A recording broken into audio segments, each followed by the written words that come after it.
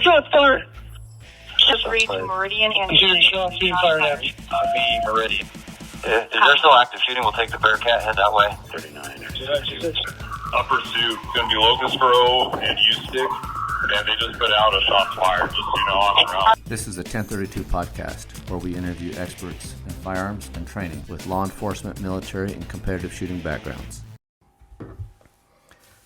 All right, this is Raul Garcia with the 1032 podcast. We're going to do another interview here today, or actually this is interview number 1 with my friend Denny Carter. Denny Carter was a police officer for, 30 years? Yeah. About 30 years. He came from California years ago. He was a police officer there for quite some time. Come to Idaho, and he finished out his career here. Denny's worked as a narcotics officer, worked in gang unit, patrol, and he was a SWAT guy for a long time. That's kind of where I got to know Denny and his SWAT background. He's been an instructor, firearms instructor for quite some time, and many other topics. And Denny's one of the guys I go to if I have a question about stuff. If I need clarification on tactics and firearms, Denny's the guy I call. Well, I don't know about that. I think I go to you, and I think we bounce each other ideas off each other. So, how long have you been retired now? A little less than a year. And what have you been doing since retirement? Been just watching TV trying to or do what? as much fun stuff as I can, shooting and working out and fishing and. Yeah, so you're a competitive shooter, right? Yes, sir. What type of shooting do you do? I shoot primarily USPSA, practical style shooting. And that's pistol mostly? Pistol. All right. And that keeps you pretty busy. Yeah, I travel around, try to hit regional matches and national matches. Currently I work as the match director for one of the local clubs, so I put on matches twice a month. Oh, that's great. And then you do a little bit of teaching as well? Yeah, I teach for I teach around a little bit, some at the police academy and some private companies and stuff. Well, that's good. So, do you travel around nationally teaching? Yeah, I teach a little bit at a few shooting schools, so I don't get in the weeds on that. But yeah, I teach a couple places. One's out of Memphis, Tennessee, and one's out of Idaho. Awesome. Well, watching you shoot, I know you're a pretty high level shooter, so. I appreciate that because you're a pretty good shooter yourself. Yeah. Well, good. I know we're gonna talk a little bit about an incident you were involved in early in your career, and kind of the purpose of the podcast, and me wanting to start a podcast is, right, there's all facets of law enforcement. There's people who are good at a lot of different parts of being a cop. You can be a good investigator, a CSI, you can be a dispatcher. There's all different career paths that we can take. And I think you, kind of like me, kind of took the path of, hey, we wanted to kind of specialize in the firearms and SWAT type stuff, right? Yeah, firearms and tactics are definitely a big interest of mine. It drives my passions. And so I, throughout my career, I kind of tended to things that put me in those positions and, ended up putting me in some events. Well, yeah, I know you were a busy guy. Yeah, sometimes. All right. Yeah, and so I wanted to continue on talking about that kind of stuff. Being retired, still like being around it. I do a little bit of teaching myself, contract teach and so forth. And, with the years of service that we both have, I think we have a few things that we can talk about, lessons learned for other people to not make some of the same mistakes maybe. Yeah, that's that's one of the goals of teaching and one of the goals of, talking about experiences and events and the goods and the bads and things that could go wrong and things that went right and things that, we learned after going through them. Yeah. Early on in your career, how many years had you had on, or how long had you been a police officer with your first OIS, or officer involved shooting? So the incident that I'm going to talk about today was my second OIS, and I was had been a police officer about 2.5 years at that time. For your first one, or the one you're going to talk about The today? one I'm going to talk about. How long? The one before that was about almost a year prior to that. About a year prior. So I was 2 weeks out of FTO when I got my first OIS. Wow, that's pretty quick. Yeah. I guess stuff just follows you around, doesn't it? Sometimes I'm at the wrong place at the right time, I guess. All right. Well, if you want to go into that, tell us a little bit about what occurred, just kind of from beginning to end, and then maybe after the story, you can tell us maybe a few lessons you learned. So I was working a graveyard shift, being a low seniority guy. It was a Saturday night in August. My partner and I, we were riding single man cars, but right out of briefing, so right after we finished our briefing, which is about 10:30, we got dispatched to a loud party call, noise disturbance call. Neighbors, we had a couple calls from a neighbor, so dispatch sent us over there to a little residential area in the city that I worked in, and upon arrival, I was the assist for that call. My partner was the primary on that call, and you never know what to expect when you are going on a noise call, party call kind of thing in a neighborhood at late on a Saturday night. But this happened to be a 12-year-old girl's birthday party, and they were jumping in the back on a trampoline and having a sleepover, and so Pretty dangerous call. pretty dangerous call,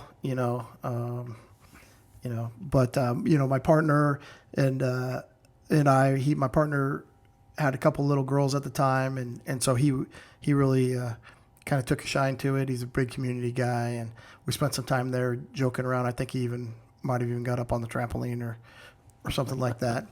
And so we finished that, let the calling party know, like, hey, they're going to keep it down a little bit. It's just, what's going on? They were, they kind of were a little more understanding. And so we got in our cars and we left. And when I left, I came up to a major street. And as I stopped at the stop sign, I saw... I'm going to stop you there for just a minute here.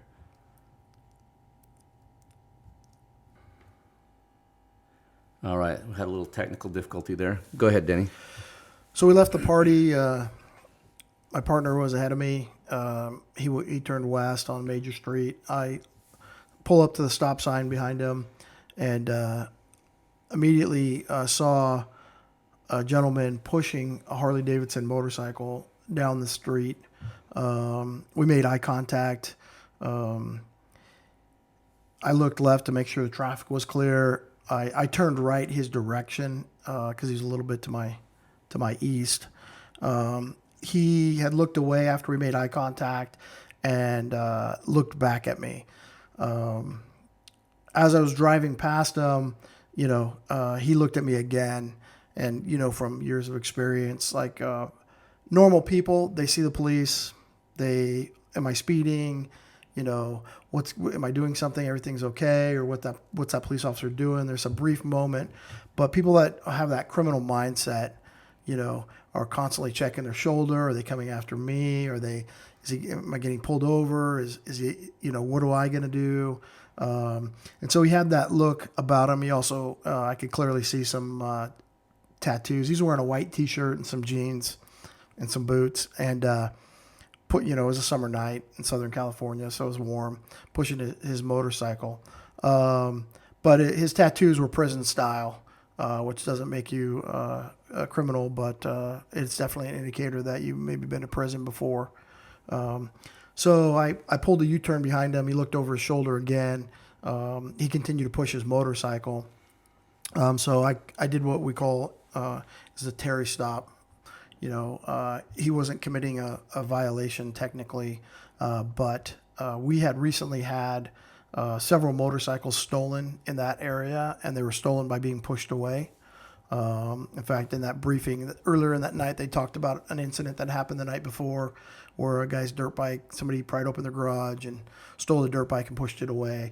So, not sure that there was crime afoot or not. I conducted what was called a Terry stop, which is, if there's a crime occurring, about to occur, or just have occurred, if you can articulate that, then you have a reason to contact people and detain them to determine whether there's a crime or not. So that was my reason for detaining him. He left the motorcycle up, the kickstand up. He was still pushing it when I pulled out behind him and exited my car. And that's always a dilemma when it comes to motorcycles. Do you make them stay on the motorcycle? And there's some techniques with that. Do you keep them so they don't put the kickstand on where they have to drop their bike in? Are they willing to drop their bike in? Are they going to damage it? And it's a little bit, if they decide to fight or run, kind of gives you a little bit of early warning that this is coming, you know. So keeping that kickstand up is kind of interesting technique on the law enforcement side. So he kept his up. I didn't give him any direction on that, but you know, I had been instructed on the academy like that is a solid technique, which I agree with, because as I'm walking up to him, you know, little did I know at that time that he was wanted for a parole violation. And this was in the 90s in California. And there was what they called a 3 strikes law back then. So your third conviction of a felony was a 25 to life sentence with no possibility of parole before 25 years. You know, he was a wanted felon, a 3-time felon, so he was looking at going to prison potentially for the rest of his life, given the current. Were you familiar with this guy, or first? No, time I'd seen him? never seen him before. Never talked to him before.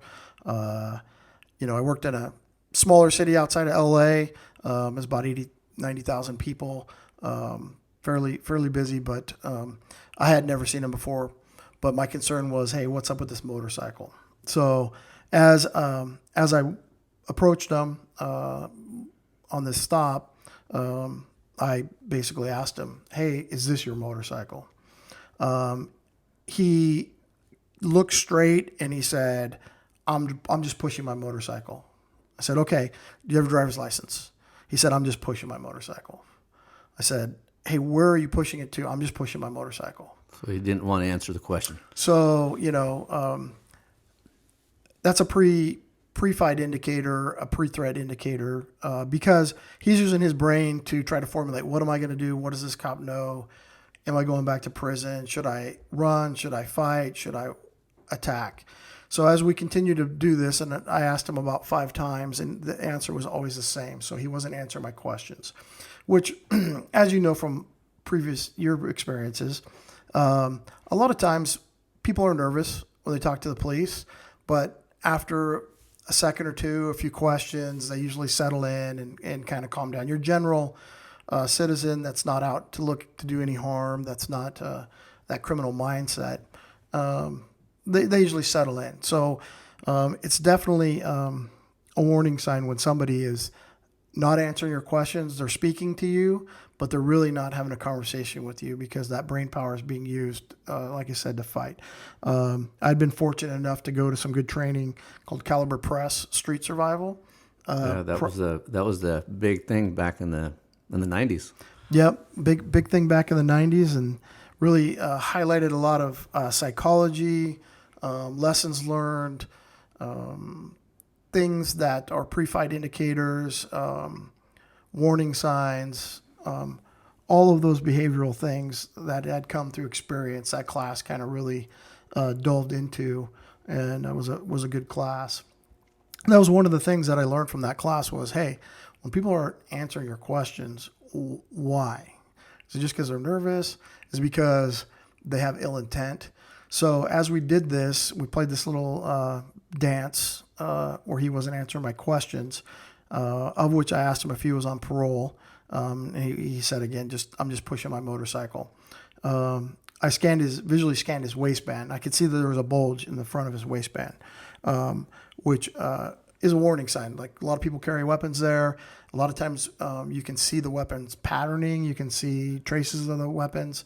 The way we were standing in the light, trying to maintain my advantage, I couldn't see any patterning, but I could see that there was a bulge, and that caused me some concern. And what time of year was it?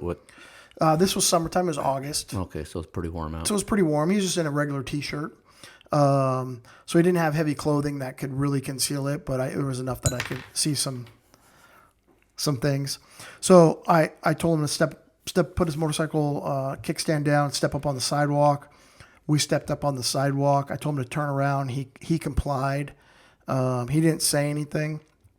I had a pretty decent gap, 6-foot reactionary gap, like they teach you. kind of deal. I gave him a quick momentary pause before going hands-on to do a pat-down search. He knew I was going to do a pat-down search because I told him to put his hands on his head, separate his feet, traditional, and so he paused for a second and then immediately turned and took his right hand and made a motion to his waistband. I immediately subconsciously just drew my weapon and pointed it at him. Told him not to move or I was going to shoot him. And so in hindsight, and we know this from years of experience, the way you draw a weapon is different than the way you put your hand down to your side. Sure. Right. The movements, your physiological movements can be very distinct. And, you teach people to draw from concealment. You practice yourself. You can see how that movement is. And that movement was the movement he made. So I was pretty sure at that point in time he had a weapon. He just ended up staring at me, which seemed like an eternity. He looked 1,000-yard stare, as they say. He basically just looked right through me. He basically had a look like, I'm taking your lunch money, right? And, I'm sure I had the look like, no, you're not, because I knew he had a weapon at that point in time, and there was no way he was going to, win for sure. That was my mindset, no matter how it played out. So that lasted probably a brief second, although it felt like an eternity. He immediately turned back to his right away from me and took off running. And as he did that, I could see he had a pistol in his right hand. So we began running down the sidewalk of the street that I had stopped him on to the west.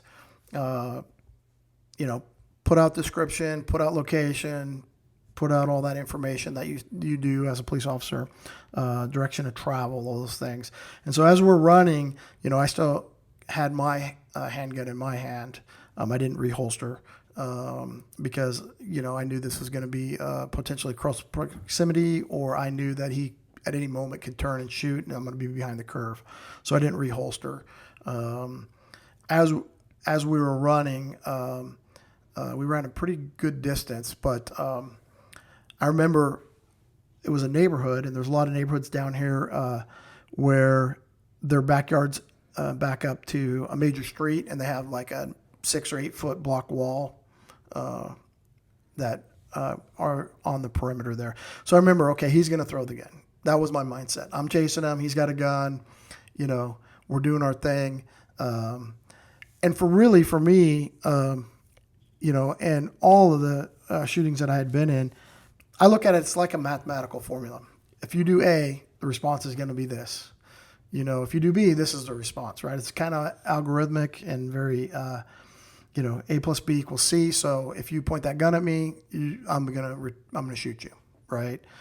So I wasn't overly thinking about potentially shooting him, but it would be a mathematical formula for me, just a subconscious thing. So we continued to run. I kept saying, okay, he's going to throw the gun. I was really worried about, okay, he's going to throw that gun. I got to find it so I can charge him with it and, make sure it's safe to the public and all that kind of stuff, the basic of law enforcement. But as we continued to run, he didn't throw it. And then we got to a street corner, and I was probably maybe 8 feet away from him ish, maybe 6 to 10 for sure, feet behind him. Hadn't really thought about fully catching him, how I was going to catch him, because I was worried about that gun, if I was going to catch him.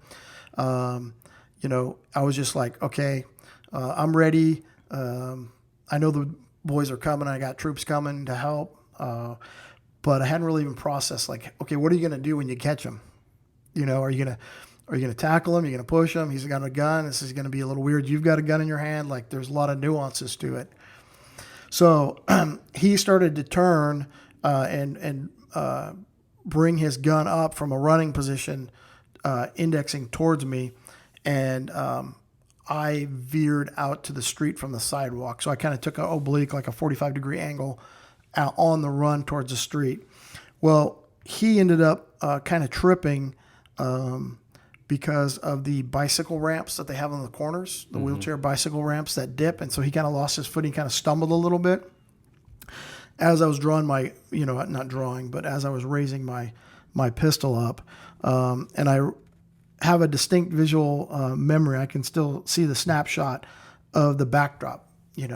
When you're in the academy, they're always telling you, every bullet has liability. There's a dollar figure if you can't miss, and Turning behind every bullet, and make sure of your backdrop. And so I looked, and there was a big panel van about 20 feet parked on the sidewalk of that or the curb of that street, and I was like, okay, that's a good place to have as a backdrop because nobody's out. And then I didn't see anybody else. 10:30 at night in a residential neighborhood. There's not a lot of people out. So as I veered out, he tried to index me by continue to turn. I shot first round. I remember seeing my front sight. I didn't align my back sights. I was probably, like I said, 6-8 feet, no more than 10 feet for sure, away from him when this occurred. And I knew that my front sight would get the job done. I didn't have to take the time to line up both sights. Put the front sight on him, right in the center of his shoulder, pressed one round, shot one round. He fell, followed it up. He still had the gun in his hand. Followed it up with a second shot, and I hit him on the small of the back, just above his belt line to the left side of his spine. And he fell. And so at that point in time, I called out shots fired, my location, that the suspect was down. And then basically told him, don't move or I was going to shoot him again. He told me, hey, you fucking shot me. And I said, yeah, if you move, I'm going to fucking shoot you again. So I was staring at his hand that the gun was in. And during this shooting, I had auditory exclusion. So I lost my hearing and I had tunnel vision. I had big tunnel vision at post-shooting. So for a few minutes, I remember staring at his hand the gun was in and going, there's no gun. Where's the gun? And looking through that black tube and all, and your focal view is very, very fine, probably in that 1 to 4 degree angle. And so I'm looking through a tube at his hand, and all I can really see at this point in time is about his hand. The rest of his body I can't see because of the tunnel vision. And I'm like, where's the gun? And you immediately start thinking, I know he had a gun. Where'd the gun go? I'm going to get fired. I'm going to go to prison. I'm going to get sued. I'm going to lose everything I have. Yeah. All those those thoughts that, go through your head, even though it's a very short time, your brain processes information very quickly. And so, I had all these thoughts and, the sergeant had gotten on the radio and asked if I was down or the suspect was down. He didn't quite hear which one came out. And so I had to get back on the radio. So when I got back on the radio, my vision opened up and I could see that the gun was literally like 6 inches from his hand. But it was that tunnel vision had got me so locked in, I couldn't even see 6 inches away from his hand where the gun was. And so, at that point in time, we just waited for the next couple of units to get there. They got him handcuffed up and got him medical treatment and off to the after shooting party called the officer shooting investigation. For you? For me, yes. So did the suspect, did he expire? Or did he? No, he lived. So I was shooting a 6-hour 229 40 caliber, double single. You probably didn't have a light on your handgun at the time, right? No, there was no light on my handgun. I did have a big flashlight in my sap pocket. For you old guys that know about sap pockets, and a smaller light on my belt, but we weren't authorized weapon-mounted lights. And that was honestly in the early 90s. That was kind of when weapon-mounted lights were kind of coming out and breaking into the law enforcement. Oh, yeah, I remember when 60 lumens, when we were excited to get 60 lumen lights. Yes, yeah. Get 25 minutes of a 60 lumen light out of a rechargeable battery back in the day. If your bulb doesn't break under recoil. Yeah. Yeah, so no light, night sights on it. I was shooting Federal Hydroshock 180 grain 40 caliber weapon or bullets. And he got struck in the right shoulder. It ended up, if I remember right, it ended up breaking his bone or cracking his bone on his arm, and then it grazed across his chest on his skin. Did not penetrate because it hit his arm and deflected slightly, or maybe it was just from the actual angle. And then the second round that I shot him went through his lower back and out his hamstring glute area on the bottom side. When they rolled him over and handcuffed him and took him out of there in the ambulance, the round was flattened out and sitting on the sidewalk. Wow. And so... Able to recover it right off the sidewalk, huh? Yeah, and it was all flattened out from hitting the sidewalk and going through him and losing all the energy. So, yeah, they airlifted him, and he lived and carried on. So, a couple of interesting things I think were that whole process of the officer-involved shooting is, somewhat standardized, but you basically give a safety briefing to the supervisor is pretty much a standard call where you're like, I shot this general direction, make sure that the public's safe and that there's nobody downrange that got hit or they need to check into a house or anything like that. And then they sequester you and draw your blood and your urine, make sure you're not under the influence. Even back in the 90s, they were giving you a time to your brain to process and for you all that adrenaline dump and chemicals in your body to rest with a couple sleep cycles. Yeah, I remember you saying that before, and I thought that was pretty interesting because I'd never really heard hey, let's give guys a 1 or 2 day sleep cycle before they give a statement. And a lot of that comes from where I first heard it was from Force Science Research, and I didn't hear that until like 2000s. So. Yeah, and I think it probably was a little more on the cutting edge back then about bringing you back in, letting your brain process. The brain's an interesting thing. Your brain will. It's like kind of putting a puzzle together, but all the pieces aren't on the board. Your brain will fill in those pieces. And so as you decompress and your body absorbs all the chemicals from the life-saving stuff that it does, your brain function comes back and you have a better picture of what actually happened than if it immediately under those life-threatening stresses. Yeah, no, that makes sense. And so it was kind of interesting because they were pretty convinced that I got shot at, and I was pretty convinced I didn't get shot at because I didn't see muzzle flash. But what had happened, because there was two witnesses, so there was two high school kids coming home from a date on a porch right in that general area, and they saw the foot pursuit and they saw the whole event unfold, and so they were interviewed and they explained what they saw and what transpired. And my 4D cell light, 8-inch, 12-inch light that was in my back pocket because I was running. I shot him on the move, and I shot him one-handed.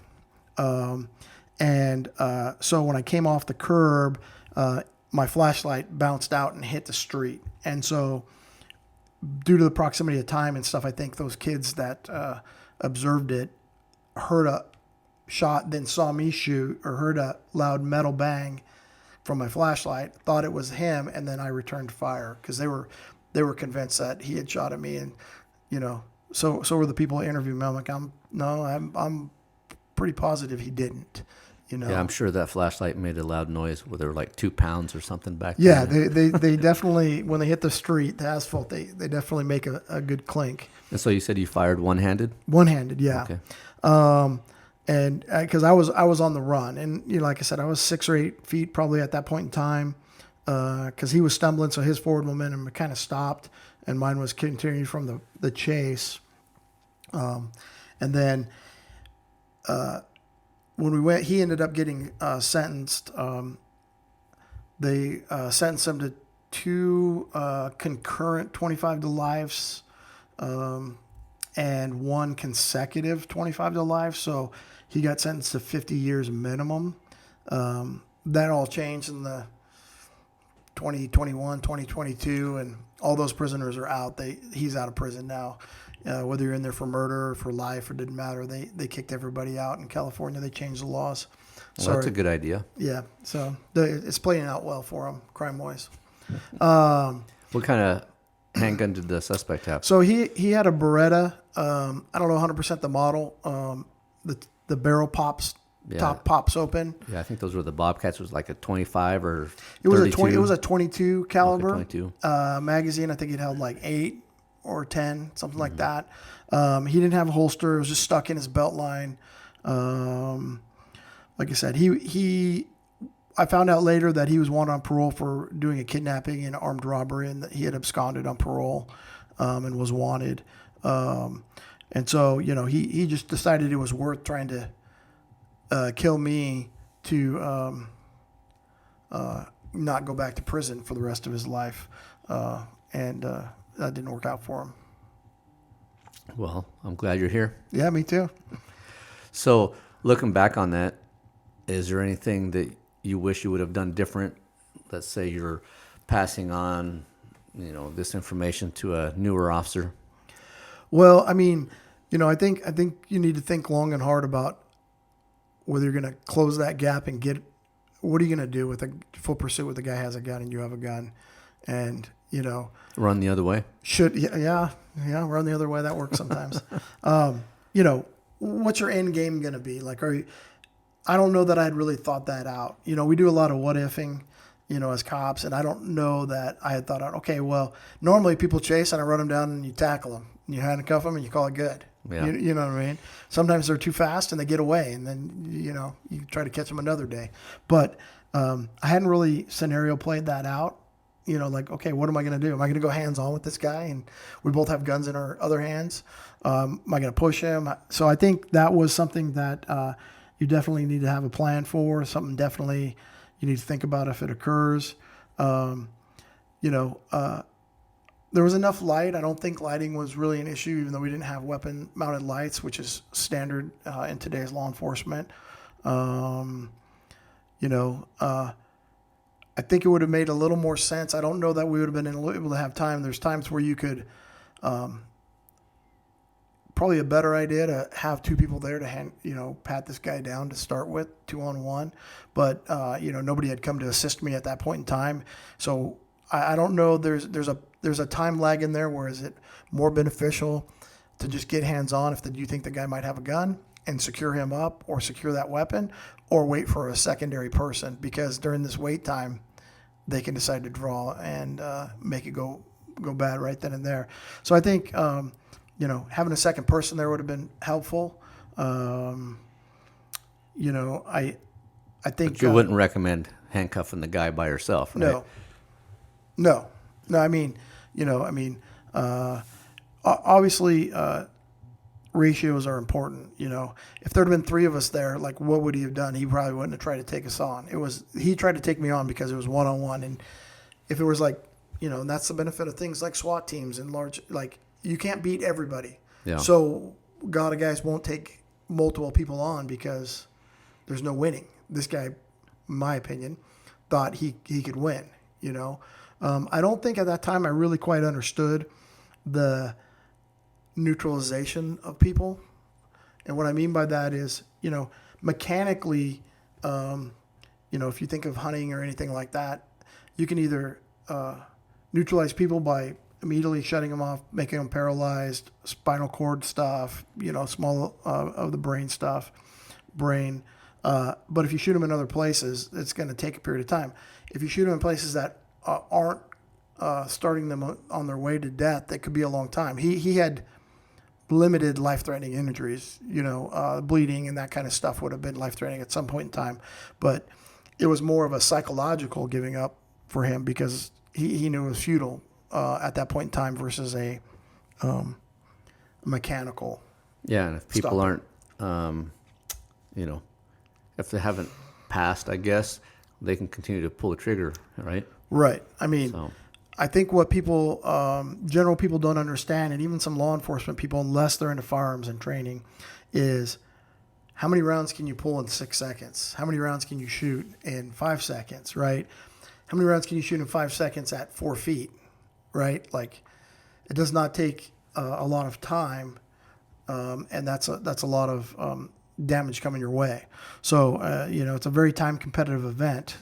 Shooting is a time competitive event. People that make advantage of the time with their skills and good shooting are going to come out on top. Yeah, I hear that all the time. People talking about, competitive shooters. That's creates bad habits. It doesn't translate over to the street. One of the things I do like about USPSA is the way that they're scoring. Right, it's basically points per second, and out on the street, it's you got to score those points fast. I would say a lot of people get hung up on that. They want to overlay practical shooting or competition shooting as a tactical event, and it's not a tactical event. It's how to drag race a gun. It's how to shoot faster, how to shoot accurately faster, how to move and shoot, how to run from one position to another, how to shoot, moving targets and small percentage targets. And anytime you can spend more time figuring out how to perfect pulling the trigger, lining the sights, reloading your gun, shooting on the move, shooting moving targets, transitioning, you're going to be better. That's going to pay out for you in combat or in law enforcement anytime you're in a gunfight, right? That's going to pay out. So I think that the self-imposed pressure that you can get from competing at things is also super critical. Putting yourself under stress while you're doing the things, trying to hit targets, trying to shoot on the move, all those things. So, I think that's just more training, and guys can really get proficient, and I think it will help them out in the long run. Yeah, I agree. Then on the other hand, there's some guys who say, "Oh, you work on the tactical stuff too much, you shoot too much, and all that." But there's different aspects, a lot of different aspects in law enforcement, and this is just a small part of it. But when you have to use it, you got to be good with it, right? Either to save your life or somebody else's life. Right. And so, when you become a law enforcement officer, you swear to protect people. That means your partners. That means the citizens. That means yourself. And your family has the right to get you to come home at night. And so, you can not like firearms and tactics, but if you can't survive, then it doesn't matter. Then it doesn't matter what you do, right? If you could love to be, a school resource officer and a community person, but if you can't live through tonight, then you're not helping any kids tomorrow. So super, super important. Training is a huge thing. Training experience are super critical for law enforcement. Something that's kind of gone away over the last few years with budget cuts. I think sometimes what people don't realize is, I've heard people say, "Oh, well, you focus on that too much," right? Like they feel like you can't make that transition when it's time to do the public relations, right? Your story today is a good example. You're 1 minute you're at a 12-year-old birthday party, and then you leave there, drive a couple blocks away, and next thing you know, you're in a gunfight. Yeah. So, but I think sometimes people. I've actually had an administrator say that to me once, I think you have too much tactical training. Like they feel like you can't make that transition. But one of the things I tell people as well is, one bad shooting can bankrupt a department, can bankrupt a city, right? Like we've seen with riots and all these different things over the last couple of years. So just one bad shoot can really make it bad, not just for you as an individual officer, but for your whole department, for your whole city. So I think having those skills at a high level when it comes to shooting and tactics can help your agency in many different ways. Yeah, I agree. I think people don't put enough emphasis on training. And it's tough. You got to be skilled in a lot of facets, right? And you got to have good communication and good writing and good public relations and traffic accidents and a variety of different things and tactical, and firearms. And it's a lot to try to do. But, ultimately you have to be able to flip that switch and have good success. And, if you train, there's a little bit of saying that goes around in the industry, like, if you train like a middle school, junior high school athlete, and then you try to show up at the Super Bowl and expect, Hall of Fame performance, it's not going to happen, right? You have to train hard, and I think Bill Lewinsky used to use that model, like where he would put up from Force Science, he'd put up, hey, this is how much you train as a high school football player, right? And this is how many weeks you do it, and this is how many games you play, and right. And now you go to college, you do this, and then you go to the NFL. Like, think about the amount of hours you want Super Bowl performance when it's your family being rescued by at a hostage situation, or something like that. You want Super Bowl performance, but you're training people to a junior high school level or little league level. Yeah, you see that a lot. It doesn't equate. So yeah, and I guess if you really want it, you got to go out and get it yourself, right?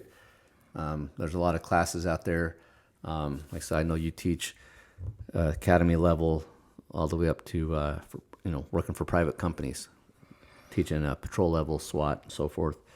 And even myself, through my 1032 LLC, I have a program where I teach everything from concealed weapons classes. We teach intermediate advanced pistol, some carbine classes, and so forth.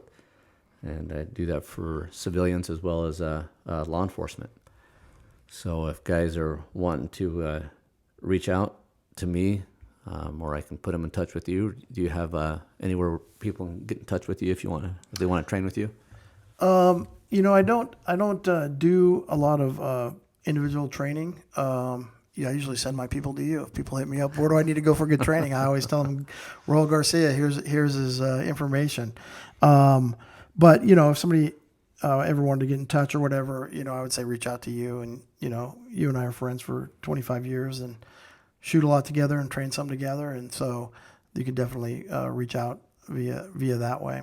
All right. Anything else as far as that incident or anything you want to pass on? I'm sure we're going to have you on here again. I know you've had a few other incidents we'd like to talk about. Yeah, no, I mean, I think I appreciate you doing this and trying to keep the torch going in law enforcement. I think that there's a lot of lessons learned there's this movement to stop passing those on. And, I think law enforcement's getting weaker because of it, and that's not a good thing. Yeah. So I appreciate you doing the podcast and the training you do. So I just recommend people train hard, stay passionate, and go home at night. All right, I do got something here for you before you get out of here. I got a little challenge coin. Oh, thank you. And has my logo on it.